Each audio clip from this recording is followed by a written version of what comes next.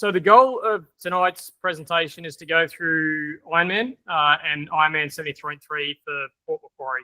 So the goal is most of this presentation is targeted at the people that are new to doing this, so first timers, or people that haven't done it sort of 10 times. So I'm going to be going through a lot of stuff about the logistics of race day, about race preparation in terms of how you need to implement your race plans and what you should be aiming for on race day, as well as a lot of tips and things that are specific to the Ironman Port Mac and Ironman 70.3 Port Mac course as well. So before I kick off, can everyone hear me okay?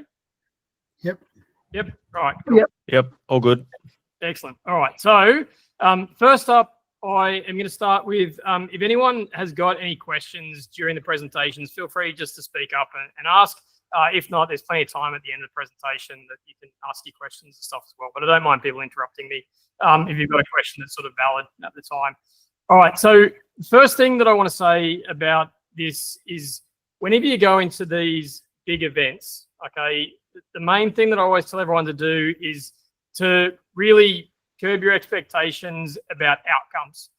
So whenever you go into these big events, you shouldn't go in thinking, particularly as a first timer, you shouldn't be thinking, oh, I'm going to break 5 hours, or I'm going to break 10 hours, or I'm going to do certain times, because those are focusing on outcomes, and you're often not in control of that.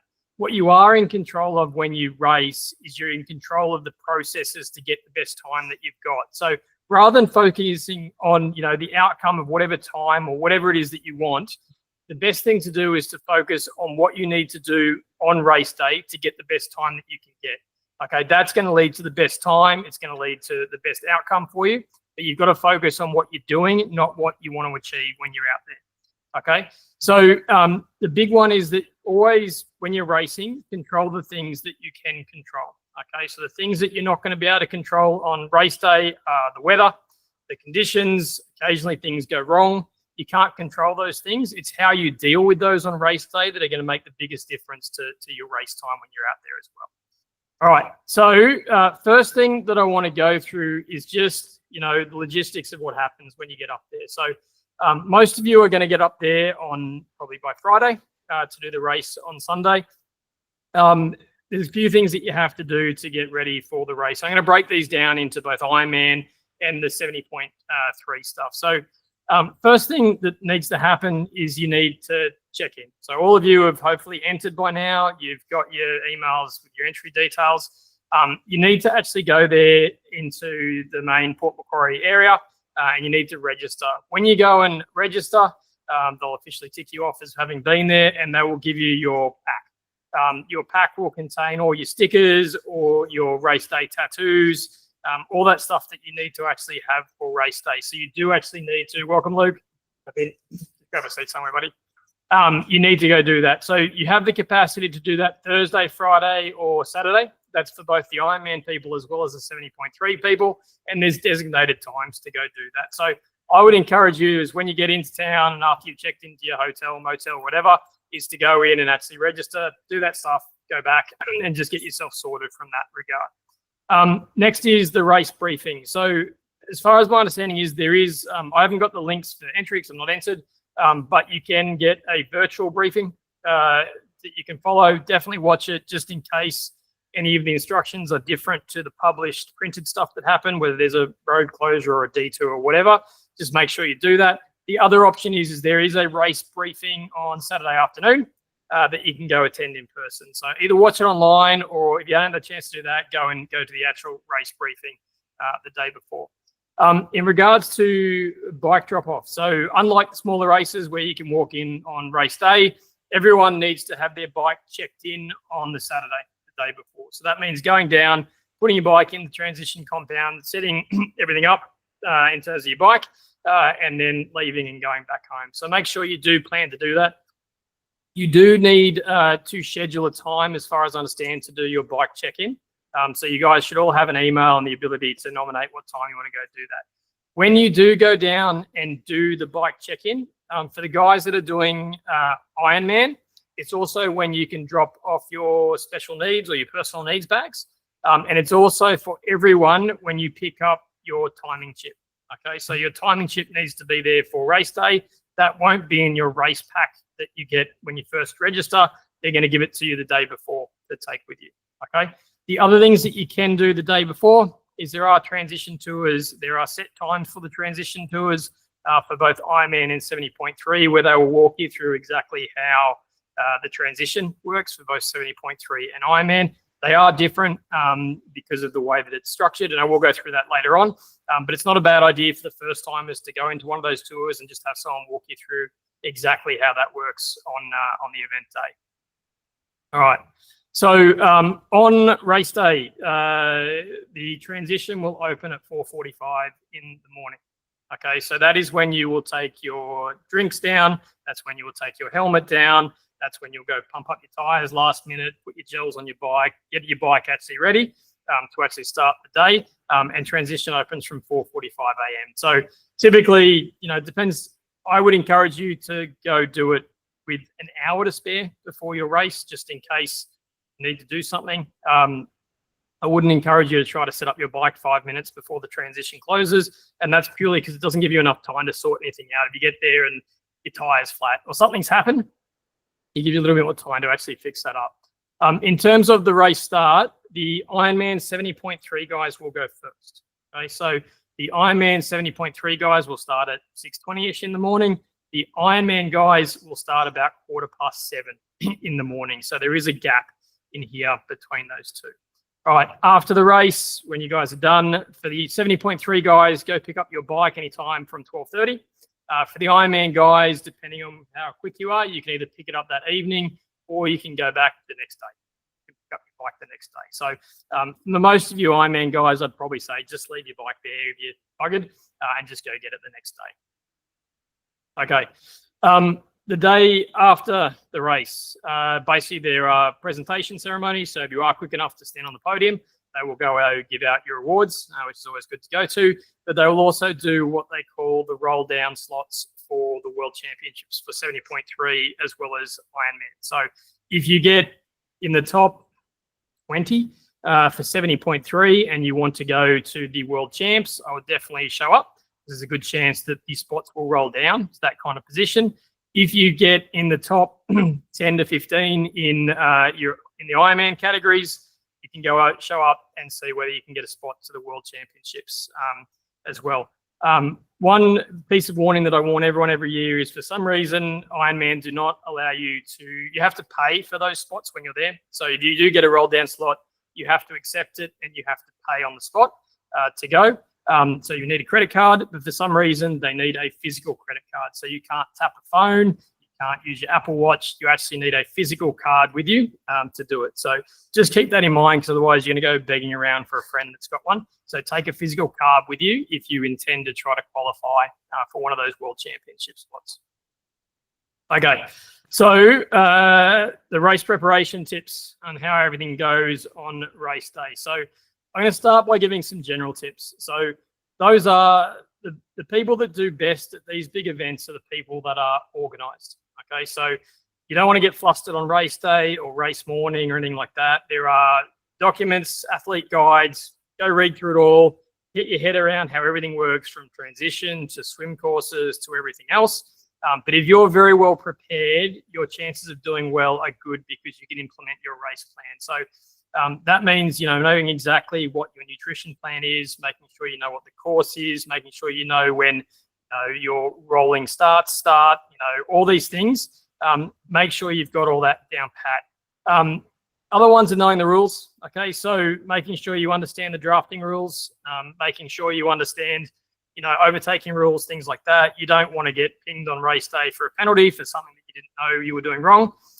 And also being prepared in general for things that go wrong. And I'll go through that later in the day, but making sure that, you are prepared to have a flat tire and know how to deal with it, that you are prepared to, if you're run out of food on the bike, what you're going to do, or run out of liquid on the bike, what you're going to do.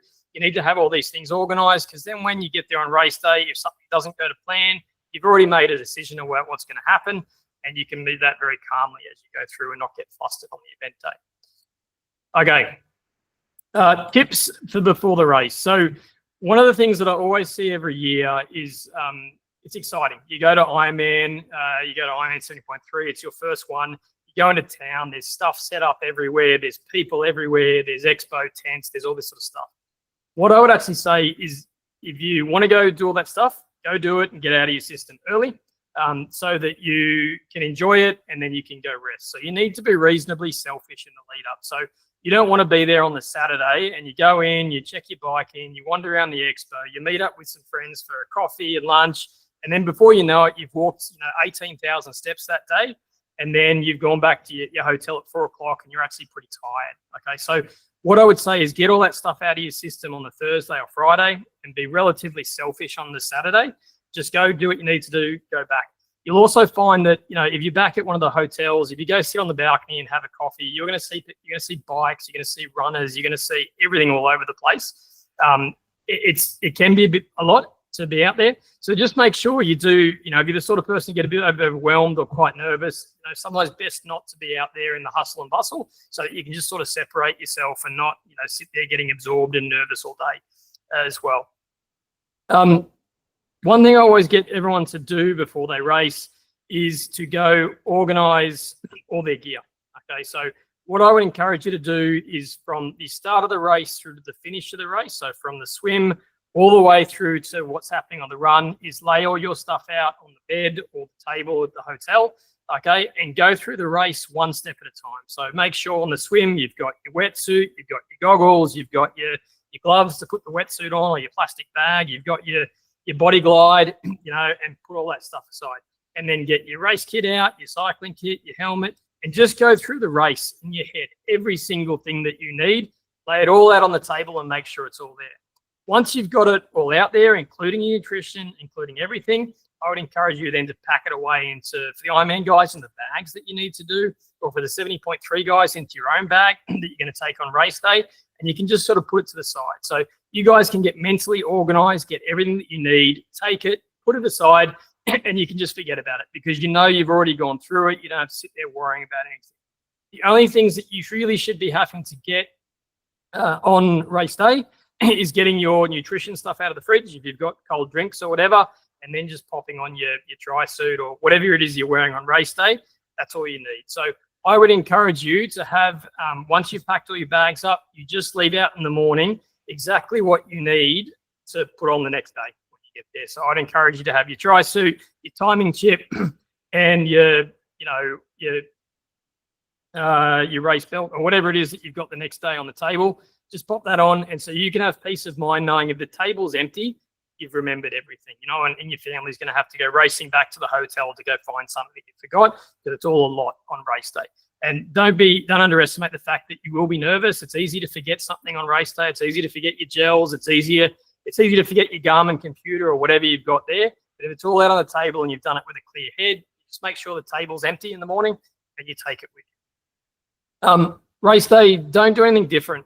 So you see plenty of people that do things like, they try to carb load, or they try to hydrate, or they do things different to what they normally do in training. What you should be doing is exactly what you're doing before your long Saturday session or your long Sunday session or whatever it is that you're doing, okay? So if you go out there and decide, I'm going to eat 3 kilos of pasta the night before, and that's not what you normally do, I'd highly discourage that, because now all you're going to have is a whole bunch of fiber sitting in your stomach, which on race day is going to bounce around and probably want to come out, okay? You don't need to do anything different. And the same goes for hydrating. Don't sit there drinking 8 liters of Gatorade the day before thinking that you can absorb more salts in, okay? All you're going to do is have heaps and heaps of fluid go in, and that you're going to need to get that out. Same thing, probably on the evening when you're trying to sleep and you need to get up 8 times to go to the bathroom. So just do your normal levels of intake of everything. Ideally, if you're going to cook your own food, go cook whatever meal you normally have at home. Bring food with home for you to cook, or go to the local Woolworths and go buy what you need, and just make sure you're eating your normal food out there on race day. All right. Race gear. I'm going to go through everything you guys need to have on race day. So when you go and check in, they will give you your race kit filled with lots of stuff. Okay, so what you're going to find in here is you'll find arm tattoos for the Ironman guys. You will find there are special needs bags if you've ordered them. There are bike stickers. There are helmet stickers. There are swim caps, and there are gear bags and everything in here. So you will pick that up when you check in. The only thing that they won't give you at the race check-in is actually the timing chip. Get it? Okay, and there's lots of clear instructions on how to get these on race day morning, or for your bike and stuff. I would encourage you to get your bikes ready with the stickers straight away, just so that when they go into the compound, you're not messing around with it on the race morning. All right, the transitions is something that works differently for the 70.3 to the Ironman guys. So for the 70.3, it's more like the triathlons that most people are used to, where everything is in transition, ready for you to go. So you'll have your bike, your helmet, your goggles, your sunglasses, your cycling shoes, everything will be there for you to have on race day. When you run out of the water, you run to your bike, you go grab everything, you run out. When you finish the bike leg, you run back in, your running shoes and everything will be there. Dump your bike, you pop your gear down, and then you go. So for you guys, you need to make sure that you have all your normal gear that you would have, the same as you were doing a local sprint race. For the Ironman guys, it's different.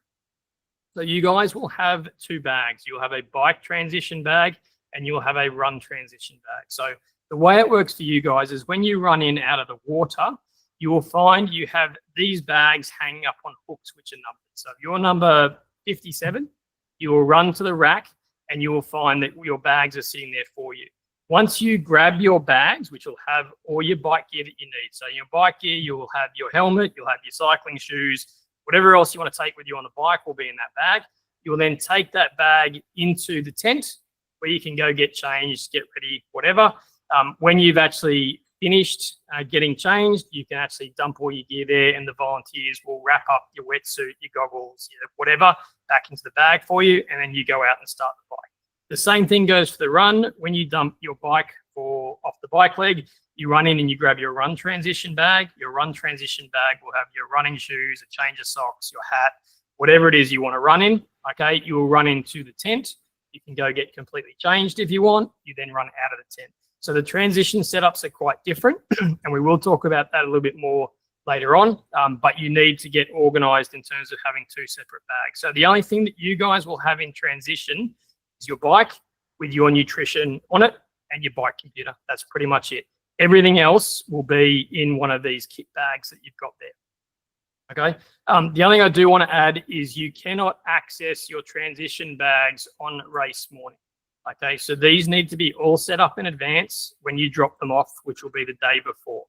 Okay. So you can't go in and decide to go change something. What I would encourage you to do though is in your bags, if there's things you think you might need, but you're not sure, just pop them in anyway, and you can make the decision on race day. So you might decide that you're going to put a wind vest in there, or you might put arm warmers in there, or you might put something in there that you're not sure if you need because you don't know what the weather conditions are exactly like the next day. You just put it in the bag. If you don't want to take it on the race morning, you just leave it in the bag, okay? And you don't need to grab it. But if you want to put it in on race day, you can't, okay? All right. Personal needs bags. So there are two bags that the Ironman guys can set up that go out onto the bike course and onto the run course. So they're called personal needs bag, but in reality, they're if stuff goes wrong bags. Okay, so it gives you the capacity to go pick up extras on the course if you need to. So on the bike course, okay, the things that you might put in that bag are things in case you get flat tires or in case you run out of nutrition. Okay, so most people would put in spare tubes, spare canisters. You might put in some extra gels just in case you drop yours. You might want to put warm clothing in there just in case it's really cold when you're out there as well. So those things, I would encourage you on your bikes to have everything you need there to change a tire, to make basic repairs on your bike, just in case your seat posts come loose or something. Okay, but it gives you the capacity that if you have two flat tires, you can go to your special needs bag or your personal needs bag and you can top up all your supplies just in case you get more flats when you're out there. Same thing goes for the run. There is a bag that you can have in there as well. The things that I would typically say to put in that bag will be spare socks, just in case, it's raining or your feet are really wet from sweat and you want dry socks. You might put in a blister pack. So you might put in something in there in case you get a blister so that you can put it over the blister so that you can still run. You might, if you think you might be out there for a long time, so if you think you're going to finish in 15, 16, 17 hours, it can get quite cold in the evening. So if you're out there running at 9:30, 10 o'clock at night, it's not a bad idea to have a long sleeve t-shirt in that pack just to keep you warm. The other things that you might want is maybe some Vaseline, just in case you're getting a blister or some chafing. If you've ever watched Ironman, you'll see the amount of salt crusted on people. It's pretty easy for that to make the inner thighs rub or underneath the armpits rub. So it's not a bad idea. And you might want to put something in there like Panadol, just in case you need some sort of, you've got a headache and you want some pain relief while you're out there as well. Okay, so those are the sorts of things that you'll put in there when you're out there. But think of all the things that you probably could go wrong, and that bag allows you to grab something along the way. You're not allowed to grab things off friends and family during the course. You are allowed to grab things off other competitors, but you are not allowed to grab things off family. So, if you think you want spare socks or this or that, it's got to be inside that bag. Okay, so race day. So I'm going to go through the courses. I'm going to go through pacing and strategies to how to go through things, as well as some tips. So the first thing I'll say is just do what you always do. All right, so eat a normal breakfast. Okay, so if your normal breakfast is bananas and porridge, that's what you should do on race day. Okay, if your normal breakfast is a coffee and 2 pieces of toast, then that's what you should do on race day. The only thing that I would encourage you to do is, obviously, you're probably going to have to get up earlier than usual and make sure you get that breakfast in, probably ideally at least 2 hours before your race starts. Okay, but hopefully you're all at the race venue sort of 90 minutes before, and you've all gotten up and had your breakfast and stuff before then. It's also not a bad idea to get up a little bit earlier, purely because if you need to go to the bathroom, much easier to use your hotel than it is to go use all the nervous porta potties that are hanging around transition, because everyone is racing at the same time. Everyone wants to use the portaloos at the same time. So it's always a good idea to get up a little bit earlier when you're there. Okay. Before the race, it's also good to have a snack or something. So if you're getting up at 3:30 in the morning, you've had breakfast at 4 o'clock, and you're not racing until 7:30 in the morning, it's a good idea to have a banana, some gel, something with you that you can, you start getting in the water about 7:30. Not a bad idea to top up with a snack around about 7 o'clock. So a good 30 minutes or so before the race. But at least then you've got maximum amount of sort of food processing ready for the day, because you've got a big day ahead of you and you're going to need it all when you're out there. Okay. All right. Knowing the course. Okay. So when it comes to the course, the Ironman and 70.3 guys, you are both in the same compound. Okay. So the Ironman guys will be on one side. The 70.3 guys will be on the other side. Your swim exits are the same.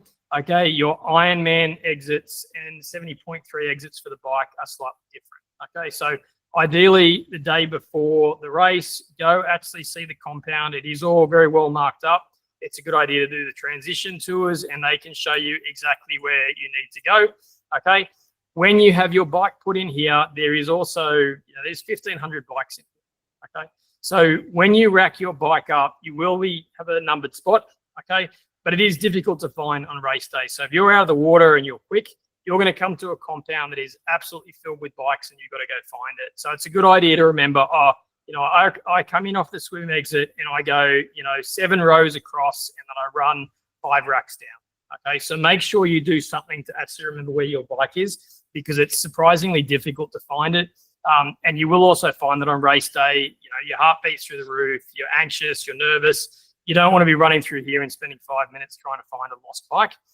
The other tips that are useful, it's not a bad idea to have a brightly colored towel, a pink towel, a bright green towel, whatever, something distinctive next to your bike to help find it, or some bright colored bar tape or something. But the easiest way is to probably run in and just remember how many racks you have to run across before you run through. And, the racks are going to be fit, half a dozen bikes each. So it's good to be able to go, look, it's 7 racks in, okay? And you should be able to find your stuff when you're in there. The same goes for when you come in off the bike. So when you come in off the bike, if you're towards the end of the race, it's filled with bikes, it's difficult to find your spot. If you're early off the bike, you're going to come in and find it's completely empty, and you've suddenly got to find just your shoes and your hat, hidden in a sea of just towels when you're out there as well. So just know our transition is up and running before you get there.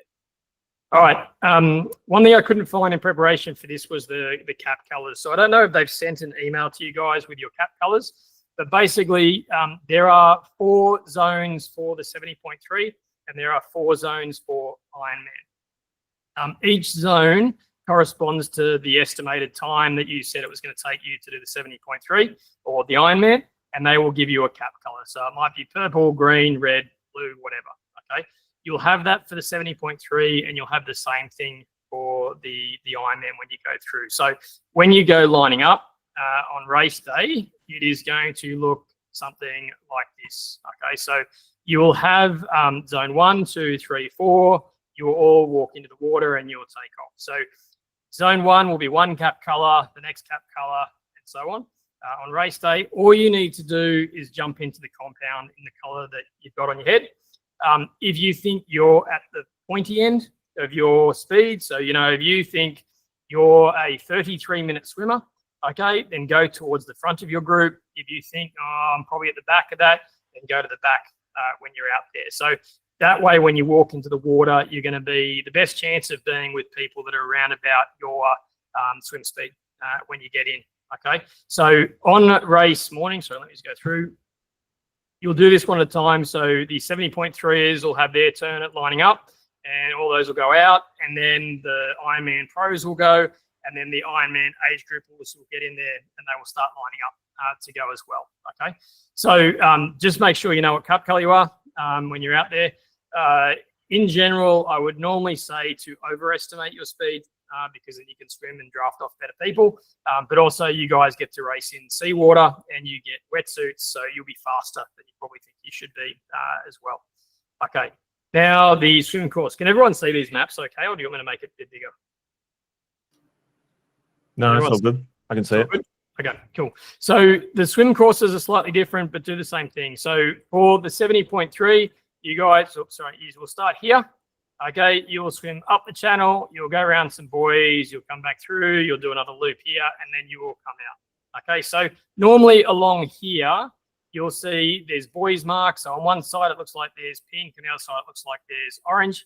Okay, you just need to keep the buoys on your right-hand side on the way up, go around, and then keep them on your left-hand side going back through. And you can see the turning buoys, at least in the image, are yellow. Okay, so they are marked by colors to help you know exactly what you're meant to do with them when you're out there. For the Ironman guys, you'll go out, you'll go up. Instead of turning around, you'll actually go up and over the weir. Okay, so when you guys get to here, you actually have to get out of the water. You have to walk up and over the weir. You jump back into the water. You'll go do a loop, come back. You'll come over the weir again, and then you will come back up and around this way. So you guys obviously have to swim twice as far, but you will find that you have to go over the weir when you do it. Okay, so a couple of things. When you're out there, I would encourage all of you in the day before to go ride your bike or go for a jog or drive your car along this area here, or go for a walk and just see there's cafes, there's hotels, there's all sorts of landmarks along here. It's a really good way to sort of get a perspective of how far into the bike leg you are. The swim leg that you are. So if you know where you are, when you're up here, it's sometimes difficult to see how much further you've got to go. But if you know, that's near that caravan park, that's near that hotel or that restaurant that sits on the water, you can kind of get a feeling for how far into the bike leg you are. The same goes for in the middle here. There should be a bunch of boats. Okay, and there'll be some distinctive ones in there as well. So usually they're a good way to get a bit of a perspective of how far into the bike leg you are as well. So if you're out there for Ironman and you're going to be swimming for an hour and a half, at least you can kind of break it down and go, there's about a third of the way, so the weir's coming up. Jump over the weir. You obviously know there's about a kilometre or so to get back to here, and then you've probably got 2 kilometres kind of back through. So you can kind of break this up if you know where the landmarks are on the side of the path. Okay. Now, in terms of tips, all right, so on race day, and this is a big tip that I can give people, is that the swim is tidal, okay? So the ocean is out here, it will come in and flow in. So at low tide, the water is flowing this way, okay? When the tide is going up, the water is flowing this way.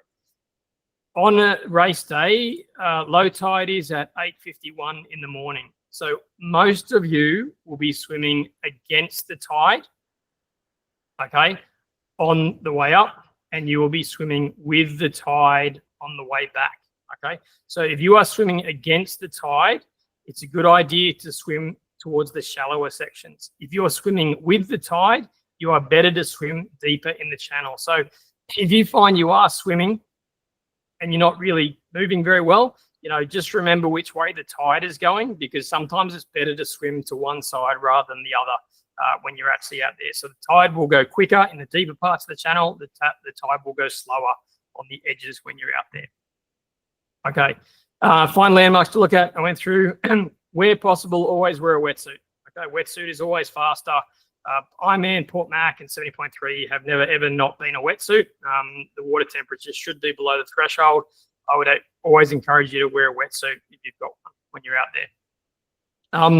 The other one is make sure you use Body Glide or Vaseline or something around the back of your neck, because you don't want a bit of wetsuit rubbing back through here, and that rubs a bit of layer of skin off, because that's going to be pretty irritating by the end of the swim. But also when your sweat and everything gets in that towards the end of the day, it's going to drive you mad, okay, because you've got exposed, raw skin out there. So make sure that you're doing that. If you have a new wetsuit, make sure that you test it for race day. So don't go buying the new latest wetsuit at the expo and use it on race day. Make sure you do at least 1 or 2 swims in that to make sure that it fits properly. It's not too tight. It's not rubbing anywhere. You don't want to discover those things on race day. Use relatively new goggles that don't fog. Okay, so don't use your old goggles that you use in the pool that you can barely see the timing clock. Make sure you've got something that's relatively new. So you don't want those to fog on race day. You are swimming in the morning. It will be hard enough in patches to see, because of the sun's going to get in your eyes. But make sure that they're not fogging on race day by having something relatively new. The other one that I'd probably recommend for Ironman is to use goggles with a little bit of tint. Okay, so there's clear ones, there's bright yellow ones, there's ones with tint. There's a good chance it's going to be sunny on race day, and the tint will help you just see where you're going just a little bit better when you're out there. Drafting. When you guys jump into the water on race day, you are going to get in the water with 3 drafting buddies. So it will be a rolling start. Every 5 seconds or so, they are going to let 4 people into the water. So you should be using that to the best of your ability. So if you're getting in the water, halfway through the race, there's already people that have created this lovely whirlpool in front of you to follow. Okay, so it's always going to be a bit easier to swim, okay, when the people in front have already broken the water for you. But if you know how to draft, it can make a massive difference to your time. So it means that you can go, if it was me racing, I would be nominating a faster time that I can do, so that I can go the same effort level I always do, but I can draft off faster. So wherever possible, sit on someone's hip, get your head next to their hips, okay, get nice and close, and just let them do all the work and drag you to a faster time. At Ironman or any long distance triathlon, your technique is going to trump everything else. Okay, so what I would encourage you to do is not focus on your effort level as much as focusing on your technique. So when you're in the water, you're all in the water for somewhere between 25 minutes and 2 hours and 15, depending on how quick you are and what event you've got. But really focus on your catch, your pull, your rotation. Use something to keep yourself occupied in there, but focus on a process, okay? And the process for me is always your technique, because that's going to bring you the fastest swim time. Don't focus on, going 8 out of 10 for effort level. You're better off to just focus on your technique and holding your form together, because that's what's going to do you well. Okay, sighting. Anyone who's done stroke correction with me, the first thing I'll teach you is if you lift your head out of the water, your body will sink and you're going to go slower. So aim to sight as little as you need to get through the course. Okay, so what I would encourage you to do is count in your head, 10 strokes, look up, 10 strokes, look up. Okay, but when you're not looking up, just head down, get good rhythm, good technique, look up, see what you need to see, head back down and go again. If you're drafting effectively and every time you look up, person seems to be going the right way, drag it out. Start, sighting every 15 strokes or every 20 strokes. Okay. The good thing is with so many people swimming in front of you, it should be fairly clear the path that you have to go. And because the course, is not out in the open water, like, in the ocean where it's difficult to navigate, it should be relatively straightforward to be able to swim and navigate that course, just because of the way it's designed to be. The last thing I would say is when you get to land, expect your legs to be a little bit wobbly. Okay, so you've been out there, if you're an Ironman guy and you've been swimming there for an hour and a half or whatever it is, don't expect to be able to get to land and stand up and run hard. Okay, so when you hit land, swim all the way up until you can stand up. Okay, stand up, just walk through. Okay, to begin with, you will find as soon as you get out of the water, there is water showers going over, so you can stop, grab a drink quickly, you can rinse off some of the salt. when you're out there, and then don't necessarily need to rush to get to the bike. Okay, so get up, find your legs, and then just do a gentle jog. Unless you think you're going to win, I'd encourage you to just take your time to make sure that you don't get your height rate up too high getting into the transition. All right, transition. Actually, before I go any further, has anyone got any questions about the swim? No? Okay, cool. All right, transition. So first thing is know where your bike is. Okay, so I mentioned that before, but I would encourage you when you drop your bike in to remember, it's 7 racks in and then it's 8 racks that way to make sure you know where it is. Okay. Blister prevention. So I would always encourage you. Actually, sorry, I'm going to talk about Ironman stuff. So for the 70.3 guys, you run straight to your bike. For the Ironman guys, you have to run and you have to go grab your bike bag. Okay, so when you run in, you'll find that there's all these racks with the bags on it. You're going to put your bag on there, but know where it is. So it'll be numbered. So you need to run to your bike bag rack. Okay, you need to grab your bag, and then you need to run into the transition tent to go get changed. For the Ironman 70.3 guys, you guys will just run to your bike as you always would and get set up. Always would. I'm always very cautious with people to make sure that we minimize the things that can go wrong on a long day. Okay, so for me, the little things that you can do to make sure that less likely for things to go wrong, make sure you put talcum powder in your shoes and your socks to make sure that you can dry your feet a little bit. So, if you've been swimming for an hour and a half, 2 hours in the water, and then you jump onto the bike with wet feet and they stay wet for the bike ride because you're sweating. Then you start the run, all the skin is soft. So you're going to find your likelihood of getting a blister on the run is a lot higher than usual. So I would always encourage everyone doing Ironman to go put socks on.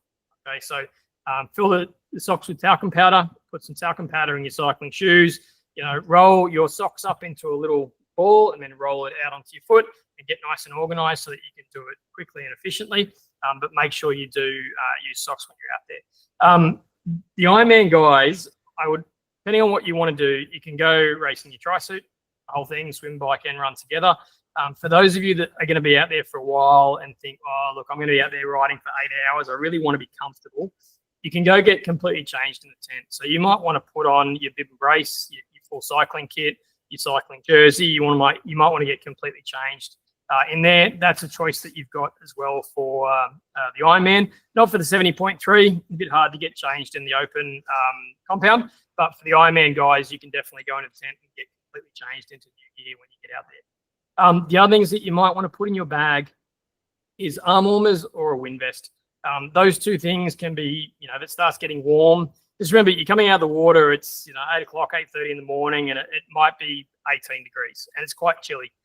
So if you get cold easily, it's not a bad idea to put a wind vest on just to stop the air going through the chest and to pop some arm warmers on, because then when it warms up as the day progresses, you just take them off, you roll them up, you put them in your back pocket, or stuff them down your top. And that way you're at least prepared to get through that first bit of the day, which might be a little bit cold. I'd always encourage everyone to stop and have something to eat and drink, okay, particularly the Ironman guys. So take your 30 seconds. You guys are out there racing for 9 to 17 hours. Take 30 seconds, 60 seconds, have a drink, have something to eat, take a deep breath. Cool. Now we go grab our bike and then we go.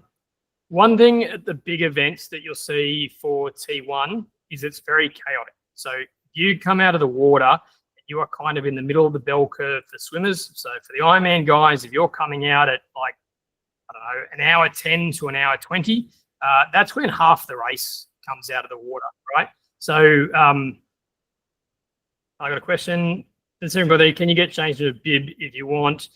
I've never seen it done. I'm not sure that you can. It might be a question for there. The bigger issue you've probably got is how you're going to do it and make sure the towel doesn't come down. So I'm sure you can, but there's definitely no tent to do it. Whereas for the Ironman guys, there is a tent. So as long as you're happy to get starkers in the tent, you can go and do that. If you are a female, they normally have change rooms. So inside the tent, they will actually have a change room.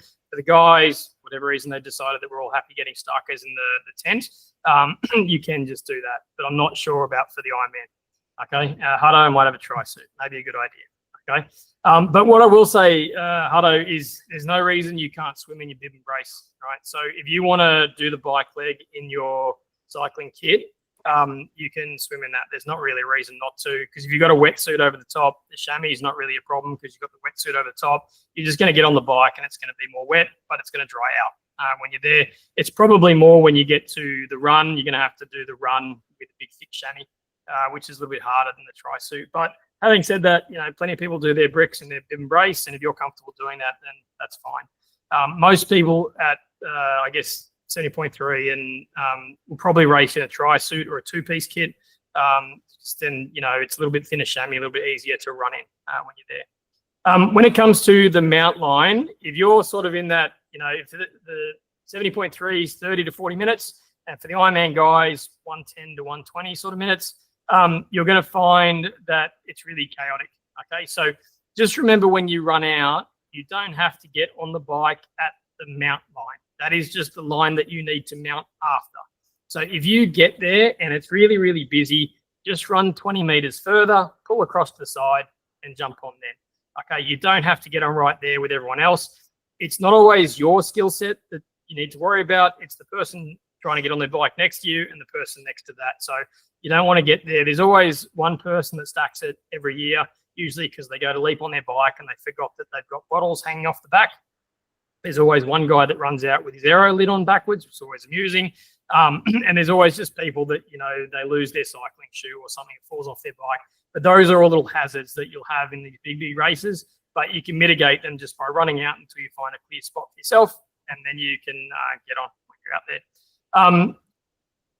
The bike course. Okay. Has anyone got any questions about transition, particularly how the Ironman one works or the 70.3 transition works? No? Okay. All right. So the bike course is different for the 70.3 to the Ironman. So the way it used to be done was, the Ironman guys would go do 2 laps of a 90K course and the 70.3 guys would do 1 lap. Okay. Are there times we have to worry about in transition? No, you don't have any set time to get out of transition as long as you finish. There's a cutoff for the swim. There is a cutoff for the bike. As long as you beat those cutoffs, you can have a 30-minute nap in transition. No one's going to be concerned. It's just the cutoff for the other ones that you have to worry about. When it comes to the bike course, you guys get out of the water somewhere here. Okay. For the 70.3 guys, you will go out here. You will go along the coast. You will come back in. You'll do a turnaround in town, and then you'll go back out again, and you'll do 2 laps this way. For the Ironman guys, you don't go in this direction. You go in the other direction. So you are going to head out here and do a little dog leg. You'll come out here, you'll do a turnaround, and then you don't come all the way back into town. You will do a turnaround somewhere here, and then you will go out again. Then when you get back to the next time, then you'll come back into town, and then you'll do 1 loop of what the 70.3 guys do. So the only downside of, don't ask me why they do it that way, because they have more road closures, but that's how they're doing it now. The only downside of this is if you have friends and family in town, they're not going to see you for 140 kilometers. Okay, so the 70.3 guys, fairly predictable. You guys go out, 22 Ks, come back in, and then you go again. So you can kind of, if you've got people doing 70.3 and you're in town, you can easily see them, at the turnaround point. For the Ironman guys, you guys are out there for a long time before you come into town. So it's a little bit less predictable for family when you're going to come back into town. The one thing you can do if you've got family watching is you can park somewhere so that you can go drive out. And it is possible to park somewhere around here and to go hang around at the turnaround point. So the guys are going to come out here, turn around, come back in, and they're going to come back out. So if you do want to watch your family, there is a good spot family to go. Okay, and when you see your friends or family the second time, you can drive back into town and you will beat them before they get into here. Okay, and then they will disappear out there for another hour and a half before they come back in. In terms of the course, the Port Mac course is definitely one of the more difficult courses out there. Okay, the road surface is difficult. It's fairly undulating. It's not smooth hot mix. This is one. None of the pro times are normally particularly fast. And obviously, the longer you're going to be out there, the more that's going to drag on as well. So I'm just going to unpin myself for a second if I can, just so I can zoom in on the course a bit more. Cool. All right. When it comes to the course, this is the Ironman course that you can see the profile here. So realistically, it's just very bumpy. Okay. So make sure that you've got gearing on your bike that's appropriate for your ability level to go through here. It is bumpy. It is undulating. You're not going to be able to get much good rolling out on this course. And these climbs, they're not big climbs, but you'll be sitting up out of the saddle a lot when you're out doing it. The things that I would encourage you to do is every time you get to a hill, you don't necessarily need to sit in time trial. Just sit up, give your back a break, get down in time trial for these bits, if you're here. But every time you get to a significant hill, just kind of sit up and give your back a break when you're going up there. Because of the poor road surface, the couple of things I'd encourage you to do is just make sure your bottle cages, are good enough to allow the bottle to rattle around and not get shot out the back. So if you've got, bottle cages off the back of your bike, you're going to find that, if you hit a big pothole or bump or something, it's pretty easy to shoot that thing out the back. And make sure everything is just nicely secured on your bike when you're out there. There's normally a lot of potholes, so just be aware of them when you're out there. When you come back into town, this section here can get reasonably windy because it's fairly exposed. So for the 70.3 guys, normally not too bad. But for the Ironman guys, you're going to get out of the water potentially at 9 o'clock in the morning. And then by the time you get over to here, it's going to be, 5 hours into the race. So you're talking about being 2 o'clock, 3 o'clock in the afternoon before you start this last leg here. It is a coastal town. So just be prepared for the fact that there's a good chance you've got wind in one direction. If the wind's in your face, dropping down into aero makes sense. Okay. If the wind is at your back, makes a lot more sense to sit up and be your own sail. Okay. And let the wind push you along. So if you've got the wind at your back, I wouldn't bother probably sitting in aero. I'd probably just sit up, give your back a break and let the wind just push you along when you're out there as well. Okay.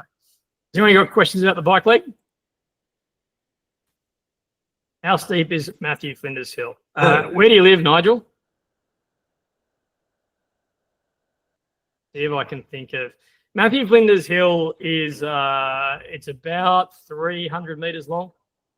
It is steep. It has its name because it's difficult, right? So Matthew Flinders Hill is, I'm going to say it's about here somewhere. Okay, I live on the Central Coast. Have you climbed up Brooklyn or Mount White or something like that before? No. Okay. So when you go there, go for a drive. So just drive up the coast. It's probably 5-10 Ks into the race. When you're coming this direction, when you're going this way, you'll go down the hill. And when you're coming back, you have to come up the hill. When you get to it, you just need to be prepared. So be in your easiest gear. Make sure you're in your small chain ring. If you're not good at climbing hills, just make sure you just do your best to cruise up when you're up there. If you don't think you can get up the hill after you've sort of looked at it, there is a mat on the side of the road. So every year there is a big red mat that goes from the bottom to the top so that the people who don't think that they can ride up the top can unclip at the bottom. You can walk up the hill, get back on at the top, and you keep on riding. So maybe just have a look at it and just sort of assess whether you think it's how steep it is. I think it's around about 12%. So it is a decent hill. In honesty, the hill itself is steep, but when you actually get off the hill, it keeps winding up. So I think the difficulty is not just the hill, but when you go around the corner, it keeps going up. Yes, that's Nigel said 12%. I think it's about 12%. When you get around the corner, you have to keep climbing up because you're on that coastal section for another K or so. So I will get to nutrition later, Rajiv. So I'd probably just say go have a look at it and make an assessment. If you don't think you're strong enough to climb up it, there's no shame in jumping off and planning to walk up. That's probably a better idea than sending your heart rate through the roof to get up the hill, or worse, getting halfway up and realizing you don't have the power to get up and you have to somehow unclip when you're halfway up, and that's really difficult to do. So if you're unsure of yourself, just plan to walk up it. That's absolutely fine. The mat is there. there's plenty of people that will cheer you on to do it as well. It is a cool section of the course, Matthew Flinders, because heaps of spectators go there, and there'll be people with cowbells and air horns and megaphones yelling stuff at you. So it is a fun section of the course. So definitely enjoy it when you're out there. All right, aid station. So for those of you that have not done long distance triathlon before, there are aid stations out on the course. Okay, so when you're out there, basically when you get there, there will be a toilet, there will be tables, and there'll be all local volunteers, usually half of them are little kids, okay, who will pass you biddens or drink bottles. They will pass you food, whatever you kind of yell at them to get for you. So when you're approaching an aid station, if you need something, you obviously go on the side closest to where it all is, okay? When you approach, okay, you will yell out water, electrolyte, food, whatever it is that you want, okay, Coca-Cola, whatever it is, okay, and obviously slow down to give the people time to run with you to pass it to you, okay? So don't come through here at 30 kilometers an hour, because 30 kilometers an hour is 2 minutes per kilometer, and no local 10-year-old kid can run at that pace. Okay? You need to be able to go slow enough that you can reach out with your hand and grab the bottle and pop it into your bike. So when you go down here, drop down to 10 Ks an hour or something. Remember, for the kids, that's still 6-minute K pace. Okay, so it's still a reasonable speed for them to run at. They will pass you what you need and you'll go in. You can also see here, there's the one marked discard. So obviously, if you are changing bottles, you need to throw your old bottle away before they pass you a new one when you're out there. So, and then there is listed all the things that you can pick up off the course. Okay, so you can grab sunscreen, you can grab Vaseline, you can grab the sponsors, bars and gels and everything else. I would normally encourage people probably not to grab the stuff off the course unless you've tried it before, just to make sure you don't get an upset stomach from it. And also remember that the kids mixing this, your hydration on the side of the road, they normally have a big old school footy half-time flask, and they're pouring in powder and they're putting a hose in there. So sometimes it's really strong, sometimes it's not, sometimes it's mixed well, sometimes it's not. So it's always a bit of potluck sometimes what you actually get. I would always say for most people, you're probably better off just grabbing the water and then mixing in whatever you normally use at home. That's the better option to make sure at least it is what you normally have, and it's normally at the concentration that you have as well. There are toilets and stuff here, so if you need to go to the bathroom, you can. The official instructions will say that you can't stop to grab stuff. The reality is you can, because I've never seen anyone ride their bike and use the toilet. But if you're unsure about, grabbing a bottle or something, just keep all the way to the left, stop your bike, grab the bottle, put in your bike, then just check and go back out. If you are approaching these aid stations, you don't need anything, just keep to the right and just keep going all the way through. All right. For the Ironman guys, the personal needs bags are out on the courses. Okay, so for the Ironman guys, the personal need bags are at this point here, I think it is, which is it's at the 57 at the 120K point. So you guys go out here, up, around, you can get access to it then. You'll come back to a loop, and then you can access it again then. So if you get a flat tire somewhere out on here, would encourage you to go to your bag and go get whatever you need. If you decide to wear a wind vest and arm warmers and stuff like that, and you want to take them off and discard them, you might go ride and get to the 57K point and offload them into your bag, okay, and then carry on with the bike leg as well. So you can put stuff in the bags as well as get stuff out of the bags when you're out there as well. Okay. Tips for the bike. So it's really easy on race day to get carried away and go too quick. Okay, so you're all tapered, you're all fresh, you're all excited, you've all jumped onto the bike courses, there's people flying everywhere. Stick to whatever your pacing plan is. Okay, so if you've got a power meter, stick to your power plan. If you've got a heart rate based plan, stick to your heart rate. Just going off perceived effort, just be aware that what feels like 7 out of 10 at the beginning may feel like 9 out of 10 at the end. So just make sure that you're kind of going an appropriate effort level for whatever distance, whether it's 90K or 180. Particularly for the 180, it's easy to go too hard in the beginning, gain 1 minute, and then lose 20 minutes in the last 20Ks, okay, and then suffer on the run as a result. So stick to your plan. So for those of you that use power meters, which may be some of you in this group, as a general rule, you should be aiming for somewhere between 70 and 85% of your functional threshold power. Okay, so if the bike leg is going to take you 4 hours, 70% is about right. If you think you can do the bike leg in 2.5 hours, 80 to 85% is going to be about right. If your bike leg is going to take you longer, you need to go easier. If you can go quicker, you can go harder. That's the basics of how that works. For the Ironman guys, you really want to be staying between this 65 and 75% number. Okay, so if you're a top level pro, they realistically are maybe holding 75 to maybe 78%, which is reasonably low. Okay, if you think the bike leg is going to take you 8 hours, you need to be down at a lower level. Okay, because you need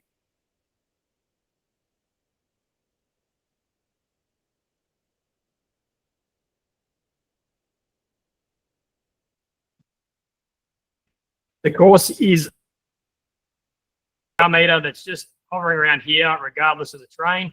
You've done a good job. Okay, if your power meter is doing these ones all day, okay, that is going to wear your legs and really affect you on the run. So make sure you use your gearing to stick to your targets. Okay, make sure when you're going up the hills, with the exception of probably Matthew Flinders, okay, just make sure that you keep your heart rate under control by changing the speed your bike is going and the gearing that you use to do it. All right. Wouldn't encourage anyone to attack the hills. Okay, you go quietly quicker up the hills. You'll see plenty of people that will push really hard up the hill. Good on them. You'll see them somewhere at kilometer 30 in the run when they're walking and they've wrecked their legs. Okay, you just pace yourself and go as smoothly as you can. The bike leg is long. All right, so make sure you break it up in your head. So if you're sitting there just watching the kilometers count down, 180 Ks is a lot. Okay, but if you're doing the Ironman, you can sort of break this down and go, oh, look, there's stage 1, there's stage 2, there's stage 3, there's stage 4, 5, and 6. Break it down in your head to make it easier to do. It's really difficult to, be out here on the first turnaround and be thinking about when you're getting out to there. Okay, just stay in the moment. Just do the bit that you're doing. Okay, don't worry about Matthew Flinders until it's near you. Okay, you just do the basics and just break it down slowly. With your nutrition, the bike is the best place to get your nutrition in. Okay, so on the bike, you are fueling yourself not just for the bike, but you are fueling yourself for the run. Okay, so you need to bike at a pace that means that you can run. There's no point doing a 5-hour bike split if you do a 7-hour run. Okay, you're better off to do a 5.5-hour bike split and a 4-hour run. Okay, so make sure that your pacing is appropriate for the run and make sure your nutrition, you are getting in as much nutrition as you can on the bike. Okay, to make sure that you have as much in your tank as possible at the end of the race. So the best analogy I can give you is a bathtub filled with water. All right, when you start the race, you pull the plug out. That's your energy draining out as you're going through the motions. In these events, you get to eat. So that's turning the tap on. Okay, so your goal is to get to the end of the race before the bathtub empties. Okay, but the rate at which the water will empty the bathtub will be faster than the rate at which you can turn the tap on. Okay, so you need to make sure that you can get as much in as possible during the bike leg. I would encourage you to make sure that you eat every 30 minutes on the bike. Okay, so you get out of the swim, you eat something in transition, is you're eating at kilometer 0. Okay, and then 30 minutes in, you eat again. At 1 hour in, you eat again. At hour 30 in, you eat again. Okay, and make sure that every 30 minutes you're making sure that you're sticking to it. Go out there. Same with drinking, be aware of how much you drink. In general, you should probably be going through about 500 mils to 750 mils of liquid per hour. Okay, so roughly a bidon, depending on if you're a 110 kilo, 6'4" guy, you're probably drinking more than a 4'9" female. Okay, but just make sure that you are checking your bottles and making sure you're drinking appropriately. If it's really hot, you will drink more. If it's 18 degrees, you might drink a little bit less. But the ballpark of how much you should be drinking will be roughly the same. Okay, so if you're at home and if you're not drinking 500 mils an hour, I guarantee you'll be starting to dehydrate. It may not affect your bike leg, but it will affect your run leg later down the track when you start to run. And you've already lost too much fluid to be able to make sure that you can do that properly later on. Okay. Has anyone got any questions about the bike leg? There was a question about bike nutrition. I will touch on nutrition more later on, so I'll just stick to the logistics of the bike for the time being. Has anyone got any questions about the bike course or how it operates on the day? No? Okay, cool. So transition 2. So when you come in for the 70.3 guys, you guys will come in, you will dismount before the line, you'll run your bike in, you'll rack it up, put your running shoes on, you'll go out for the run, okay? So yours is fairly straightforward. Again, I would encourage you to change socks, fresh socks on. I would encourage you to have talcum powder in your socks and your running shoes. Little things you can do to speed up the transition is, you can put your hat, your sunnies, your race belt on as you're running. You don't necessarily need to do it in transition. You may want to eat something in transition. So if you're super competitive, you might want to just get stuck straight into the run. If you're out there and your main goal is to finish, then not a bad idea to have a gel or something, or even just a sip of water or something before you head out. That's all fine as well. For the Ironman guys, you will dismount off the bike. You will give your bike to someone, and they will take your bike away for you. Okay. As soon as you've handed off your bike, you will then go in and you will grab your run bag off the rack.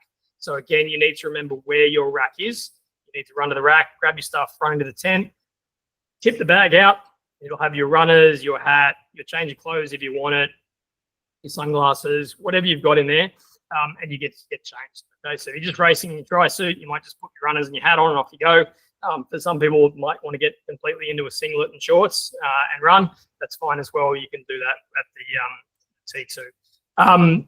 It's always a good idea, probably to go put some more sunscreen on. So the volunteers will generally do that for you. So you can just sort of say, hey, sunscreen me, and they'll come and lather you up in sunscreen when you're out there. When you've finished getting changed, you can more or less just leave your helmet, your cycling shoes, everything sitting on your transition bag, and the volunteers will pack that up for you and put it away. So you don't need to do all that stuff when you're at Ironman. So it's a little bit different to obviously the 70.3 guys. All right, is anyone any questions about T2? No? All right. The run course is very spectator friendly. It's very flat. It's a relatively easy-ish course to run. So in terms of elevation, you've got a little hill to go up at one point near the beach. When you're out there, and there's a tiny little bump to go over the bridge here or here somewhere. Okay, but it's relatively flat from start to finish. So it's a very spectator-friendly course because your friends and family, if they're anywhere sort of here or around this general area, they can see you running this way and you'll go out and come back in, and they can see you here and walk across here and see you again. And it's a good sort of compound area to be able to watch friends and family when you're out there.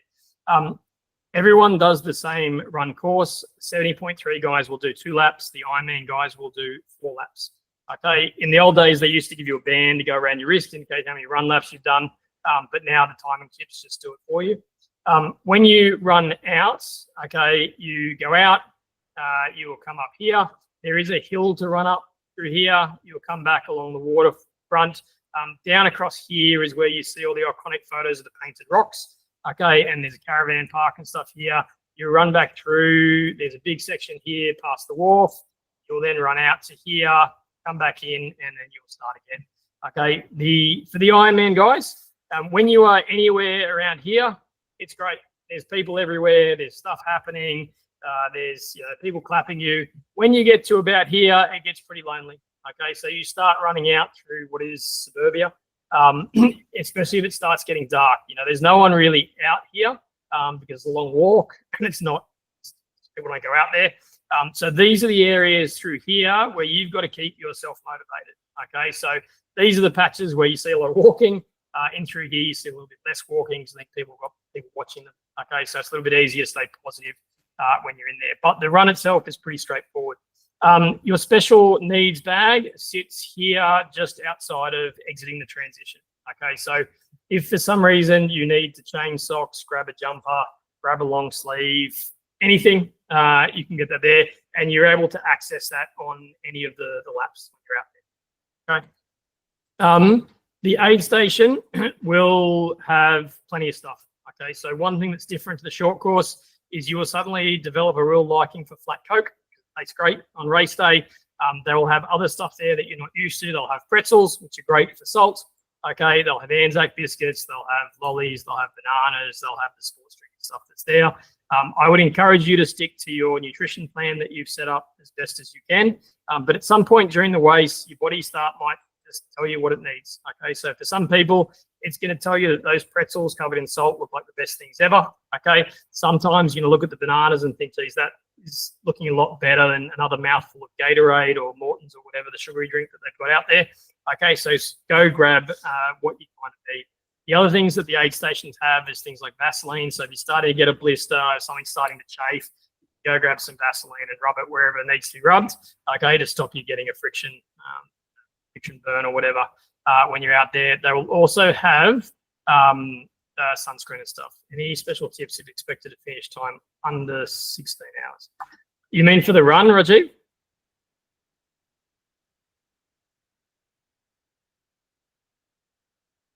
So what I would say is if you're expecting to be out there for a long time, is prepare to get cold. So if you're out there at hour 15, 16, chances are you're probably not running and you are walking and it gets cold. So towards the end of the day, they will give space blankets to keep you warm. But in your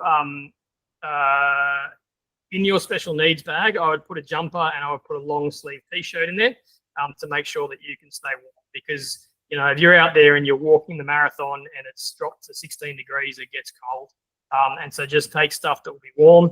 I'd also encourage you to put spare socks in your special needs bag as well, so that you can change socks and at least be a little bit more comfortable when you're out there too. But that would be the main things that I would encourage you to do if you're going to be out there for a while, is just be prepared for the weather to drop and it to get cold. I know last year when I was out there watching, it poured with rain towards the end of the day. So the guys that were out there from 12 plus hours were getting wet and cold.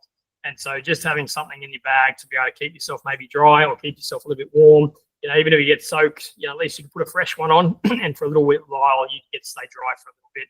That's what I would encourage you to do on race day. Tips for the run. So if you go out and training and you know that you run 5-minute K pace aerobically, so you can chat to a friend, chances are when you get out there, you won't be able to run quite as well.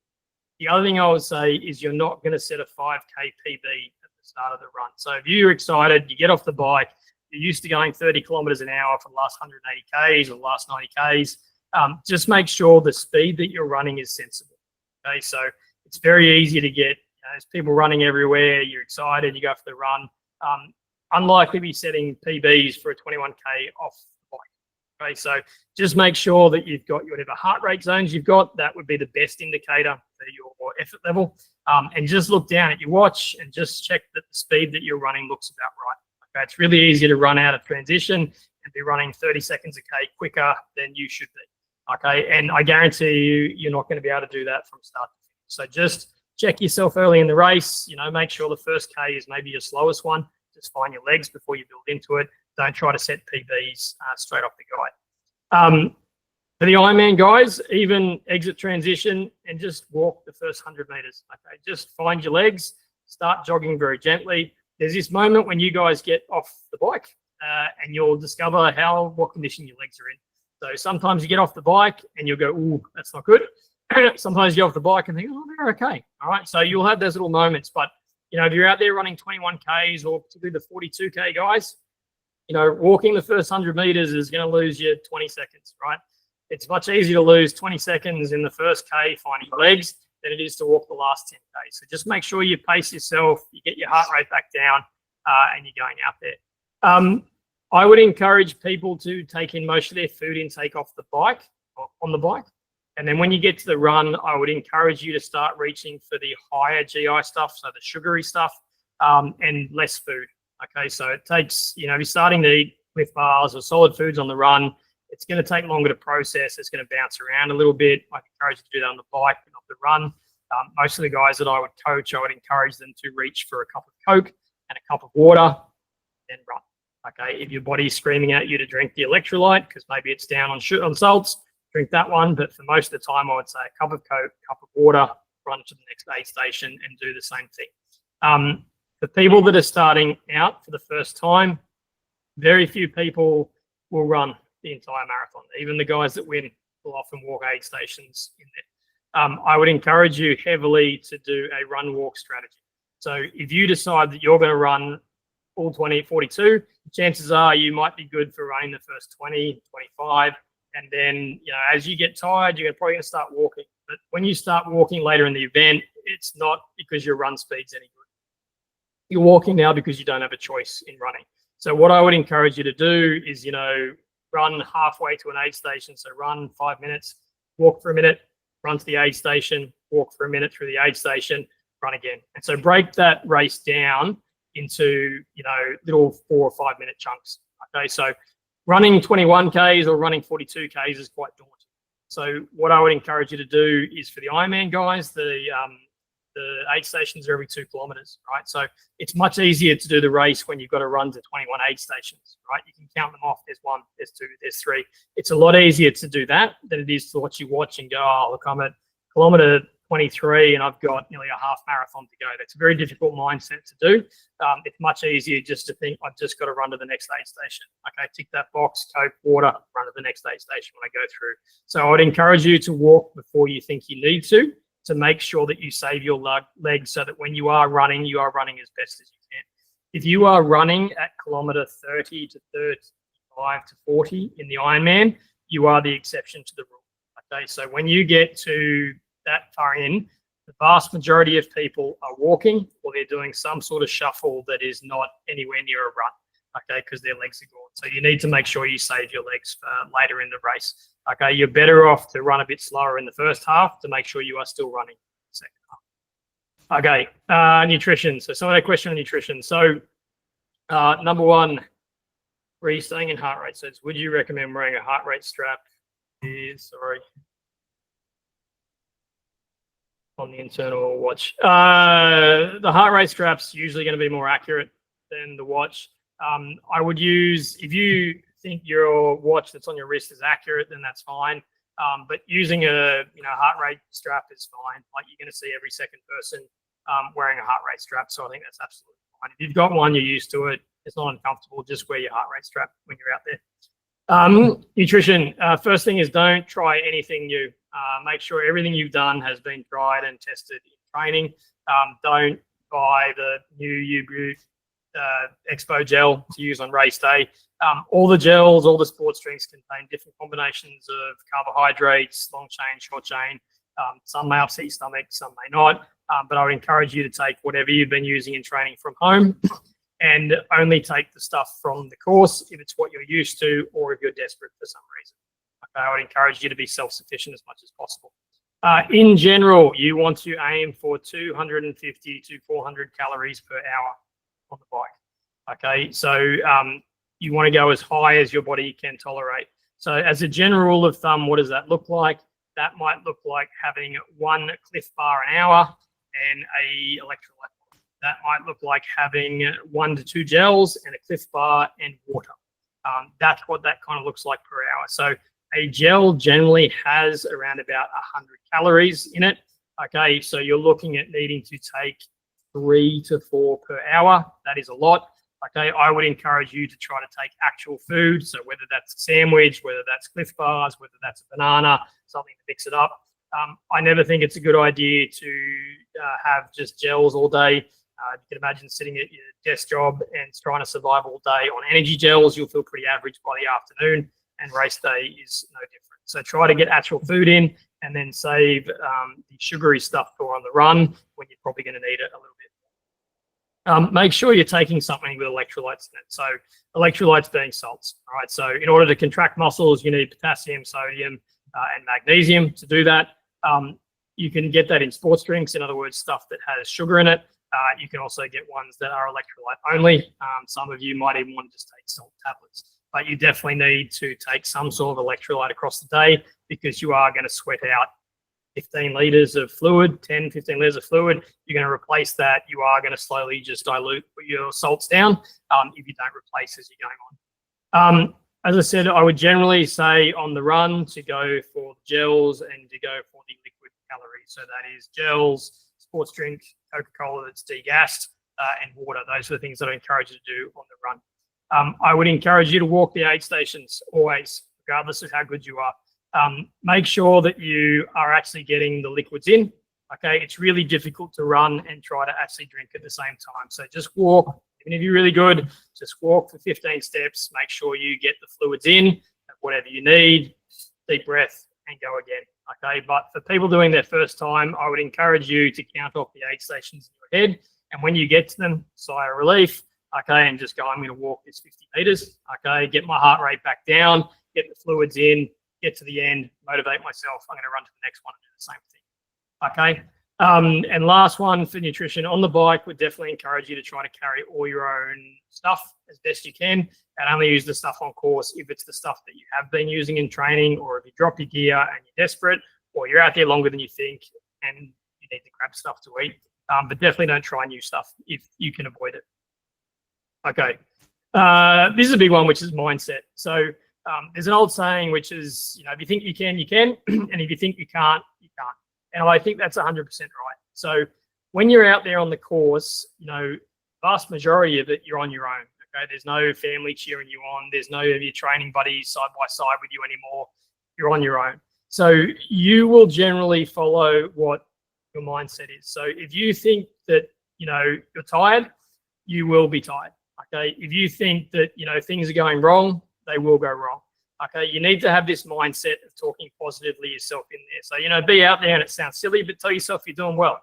And tell yourself, hey, I'm not really tired. I'm doing really well here. And particularly the quieter sections of the courses. So when you're out there and you're doing that big stretch out to Warhope, and there's no one out there, there's some other bike riders, but towards the end of the day, everything's so split up that you might be riding and you can't see anyone. Or if you're out running to Settlement Point and, all you can see is black because there's not much going on, just make sure you focus on the little things, focus on the process, lean forward, do this, change gears, but say positive things to your head. Okay, so as you get tired. If you do find that you are actually becoming quite negative, it's really usually a sign that you're low on blood sugar. Okay, so if you find you're suddenly getting cranky at everyone that's near you, or cranky at the race or anything, it's usually a sign that you need a can of Coke or a lolly or whatever to perk you back up. So just be aware of that when you're out there. The other one is don't worry about what everyone else is doing. So you're there looking after yourself. So try not to focus on your friends, your family, the fact that you're struggling to keep up with, some person that looks like they're unfit and you think, oh, I shouldn't be struggling. Just focus on what you're doing on the day. Okay, so just always stay in your own head. Focus on only what you need to do when you're out there. All right. One thing that, on the opposite of being positive is actually being aware of the things that can go wrong and making sure that you mitigate all those risks before the race starts. So be aware of what they are, what you're going to do about it, and that you've got the equipment, gear, whatever, to be able to make those decisions. There's nothing worse than something going wrong and you don't really know what to do. Okay, so what I'm going to go through is the stuff that can go wrong, all right, and some solutions for it, and just at least make your mind up about what you're going to do. So, if you're on the swim, getting really anxious in the water. So you find open water swimming scares you a little bit, or having swimmers around you do that. Work out ways to calm yourself. So if you decide I'm having a bit of a panic attack, decide, hey, if this happens, I decided I was going to swim to the side for 5 meters, or I was going to swim to one of the support, kayak guys. I'm just going to take a breather there until I feel calm again, and then I'm going to go again. Okay. So make sure you've got that plan in your head. So if you do find yourself getting anxious, swim to the side, 2 deep breaths, take 5 minutes, doesn't matter. Okay. And then get back into it. Okay. If you get into the water and it's a lot colder than you think, it's a bit of a shock. Okay, same thing. Just decide, hey, I'm going to be calm, put face in the water. Okay, I'm just going to breathe easy and I'm going to go. If you get knocked around in the water, would it be okay to take a Nurofen if pain is after the bike? Yeah, you can do all that stuff. So I don't know what sort of pain you're worried about, but there's nothing wrong with taking an over-the-shelf Panadol if you've decided that that's what you want to need. Definitely don't decide to go take too many of them. I think that's a good idea because you've got to remember you're pretty dehydrated. So going and taking, aspirin-based drugs when you're dehydrated probably isn't the greatest of idea. But I have no doubt that taking one to knock off a headache is probably not a big drama for you to do. All right. If you lose your goggles or they get fogged. Okay. So if you're in the water and your goggles fog up, just make the decision to calmly swim a couple of meters to the side, tread water, unfog them, take them off, put them in the water, take them off, put them back on and go again. Even if it happens 10 times, know that if you take a couple of seconds to do that time, it only affects your swim time by a couple of minutes. So it's pretty easy to rationalize. It's fine. If you lose your swim goggles, decide that you're swimming without a set. Okay, so just keep your eyes shut underwater and do your best. Okay, that's not an ideal one. It's not likely, particularly if you've got, don't use old goggles. Make sure whatever you've got there doesn't have an elastic band that's going to snap on. The bike is where things are more likely to go wrong. So the first thing I always tell everyone is make sure your bike is serviced, right? So if you have not serviced your bike yet, you have 10 days. Go get it serviced now. The sooner you do it, the better. If your bike's in good working condition, less things that can go wrong. I would encourage you to change your tyres before race day and make sure you have new tyres in there. Make sure you got new inner tubes. Make sure you've used all those things at least once. Okay, but don't use old tyres that are more likely to puncture. You've got new tyres. You guys have spent however much money to be there, accommodation, race entries, the amount of gels, physios, everything you've gone through. Go buy 2 new tyres and have them on your bike and get your bike serviced. That's definitely something you can control. If you get a flat tyre, like what tyre pressure? Okay. So Blake, tyre pressure these days really depends on what sort of setup you've got. So tubeless is completely different to an old school clincher. All right. So the best thing to do these days is to go online to one of the tyre pressure indicators. Okay, it'll tell you. So if you've got a clincher set up, you might be pumping to 100 psi or 90 psi. So generally, I would, if it's a rough circuit, I'd say put your tire pressure down 10% usual. The same as if it's wet. Just put your tire pressure down a little bit so that you've got more contact of the tire with the road. Okay, but if you have a tubeless setup, a lot of those things only run at like 50 psi these days. So if you've got like a 32 width tire and it's tubeless, the pressure is going to be too low. So I'm not going to tell you what tire pressure it should go to in case you've got tubeless and I just told you something that's going to blow your tire off the rim. So probably that's a good one to probably when you speak to your local bike shop, or there's plenty of calculators online that you can input your tire and wheel choice and stuff like that, as well as your weight, and it'll give you a guide for that. Flat tire is probably one of the biggest things that can go wrong. Okay, so if you have a tubeless setup, make sure that you've got new sealant in there and make sure the tire is new. That's going to minimize the chance of something going wrong. Make sure you've got inner tubes on your bike. Personally, if I did Ironman, I would carry 3 because I didn't expect any flats. But if I got one flat and I got a second one, I didn't want my day to be over. Okay, I would rather carry the extra tubes to make sure, or put the extra tubes in my special needs bag because I didn't want all that training to get undone by attack some local hooligan throughout on the course. Okay, so make sure you've got all the stuff there. Make sure you know how to change it. There are bike mechanics that wander the course, okay, but there's usually one, and he's covering, 160 Ks worth of road. So if you get a flat, you may be sitting on the side of the road for 5 hours until they find you. So don't rely on anyone else to come fix it for you because chances are you're going to have to fix it yourself. Mechanical issues, okay, so a common mechanical issue I see now is people not charging their battery. Okay, so make sure you take your battery charger with you. Make sure you charge your bike up before you take it to the compound. So when you drive up there, which most of you are doing, it's not uncommon for the bike to be awake with all the pumping of the car, okay, and all of a sudden your battery's drained a lot further than it was meant to be. Okay, so make sure you pump it up. Make sure you charge your batteries before you get there. Make sure you take your battery chargers with you when you're out there as well. Other things that go wrong is losing your power meter or your heart rate monitor. Okay, so that's a common one. Losing your power meter, just make sure you've got a new watch battery in there before the day. Minimize the chance of it going wrong. Same with your heart rate monitor. Go change the battery. They're worth a couple of dollars. Okay, just make sure you minimize the chance of that going wrong. If you do lose those, just decide to ride on feel, right? So, everyone's used to seeing the numbers in front of them, but at the same time, you then just have to go, you know what? I just need to go at 7 out of 10.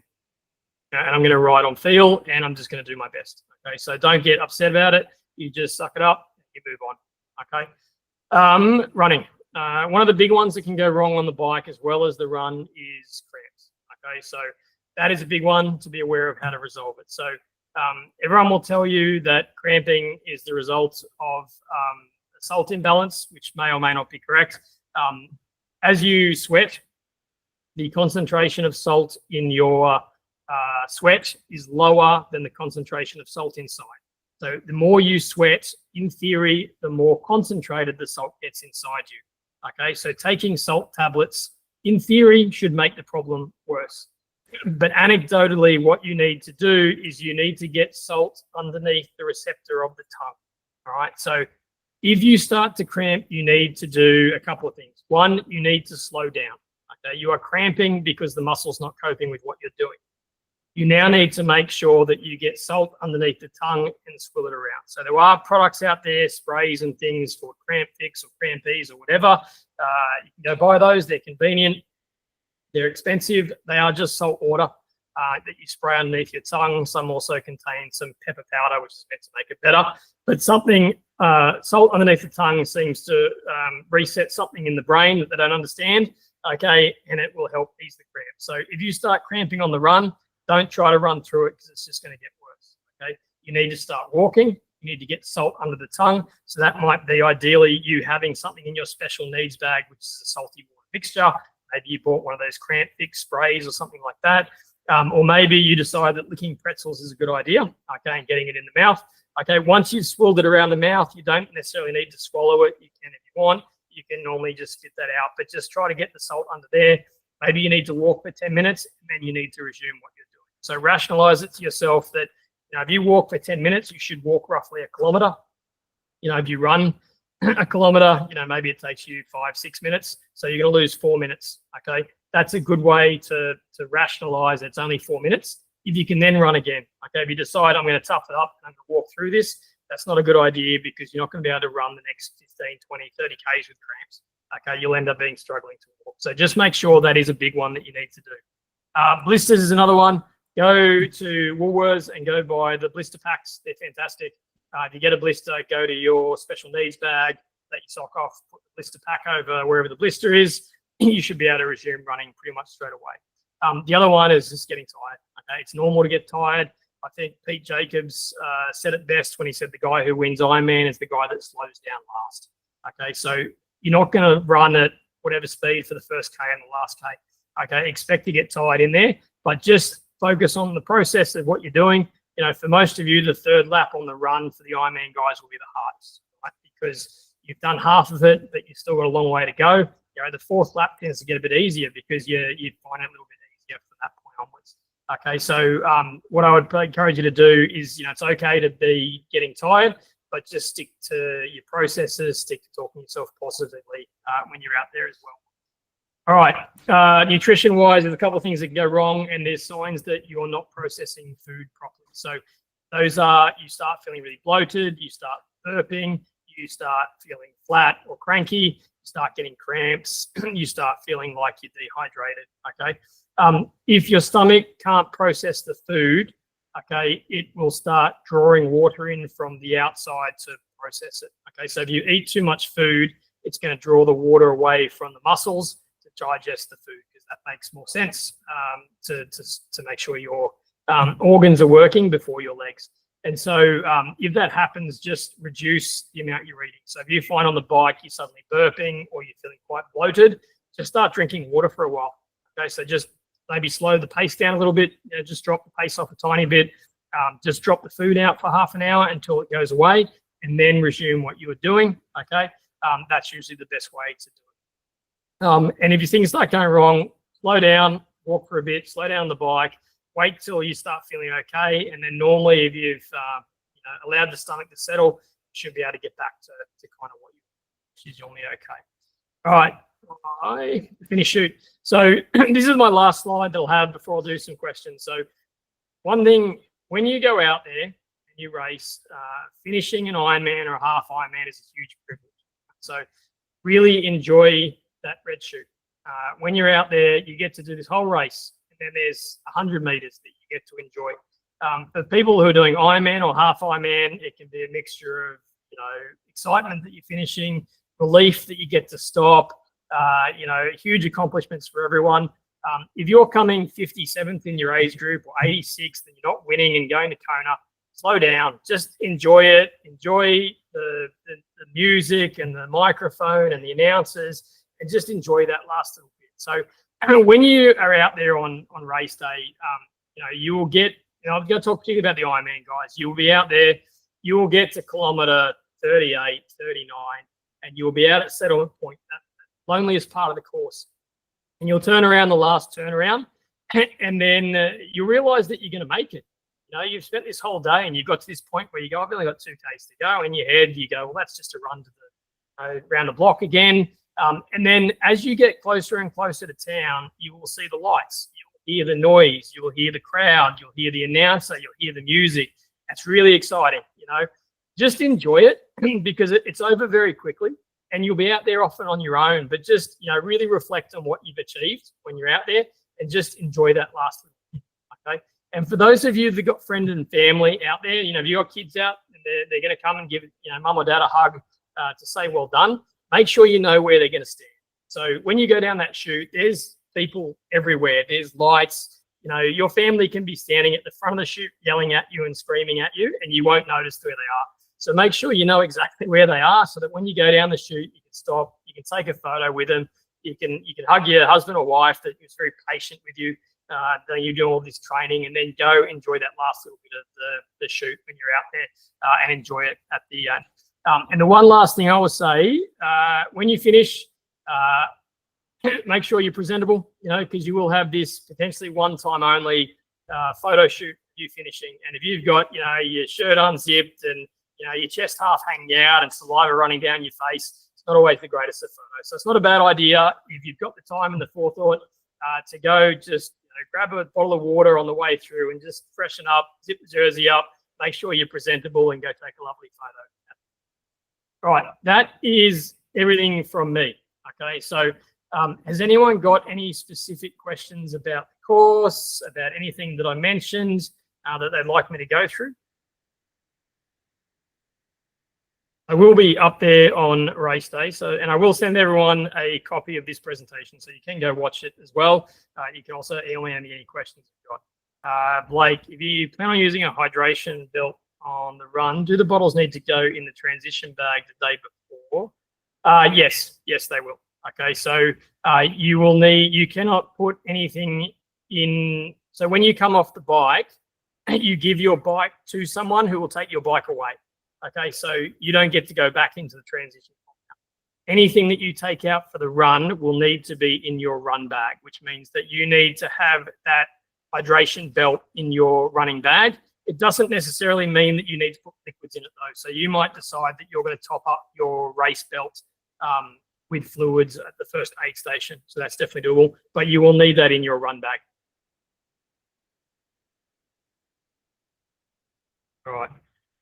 Where does nutrition go during the bike lead? Katia, you're doing the half Ironman, yeah? Yes. When you say nutrition, do you mean the nutrition on your bike, the stuff that you're carrying? I assume that's what you meant, yeah. So you can put in a couple places. So you can get a little bento box that you can put on your bike for storage. That you definitely probably can buy at the expo the day before. Otherwise, for the 70.3, you're going to be out there for 3-ish hours, 3 hours, 3.5 hours, something like that. You can normally just pop it in your back pockets. Okay, so when you get out of the swim and you get to transition, you can have your food sitting there on your towel next to your cycling shoes, and you can just grab all that stuff and chuck it into your back pocket and then get on the bike and go. Those people will just do that. And for the half Ironman, like, you're only carrying a couple of hours of stuff, so you should be able to carry it all quite comfortably. But otherwise, a bento box that kind of sits just off the stem is a good place to do it. Or, if you've got, you don't have the aero bars, so a little bento box or back pocket would be the best place. I'm going to throw this one weird, not type in the chat. Hello, appreciate the all the questions, all the answers and all the help. It's actually helped a lot. I don't know if it's maybe more nervous or less. I have no idea yet. We'll figure that out. In terms of so I'm doing 70.3. When I come back in to transition after the bike, with the 70.3, does someone grab my bike or is that only for the full? No, so only for the full. So in the 70.3, the transition will be no different to if you were doing a local club race.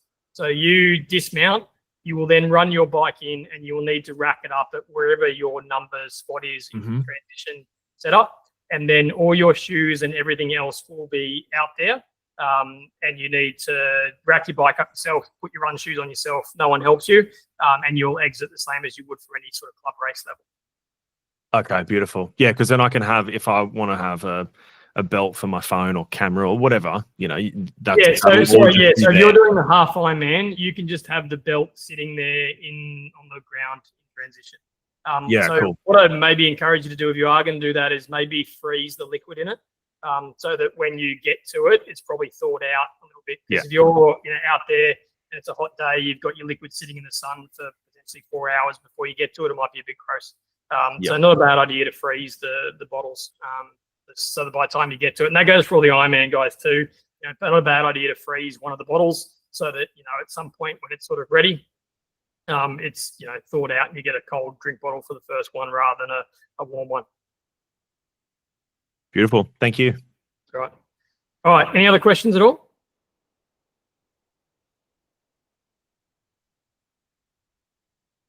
All right. Cool. So what I'm going to do, I'm going to end the presentation now. When I get a chance, probably tomorrow, I will email this presentation or a link to it to everyone who's been part of the chat. You'll be able to go watch it, go check sections of whatever I said and watch it again. But if anyone's got any questions, feel free to just shoot me a question. Quite happy to answer any questions that you've got. I will be out there on race day. So if you see me around, come say hello.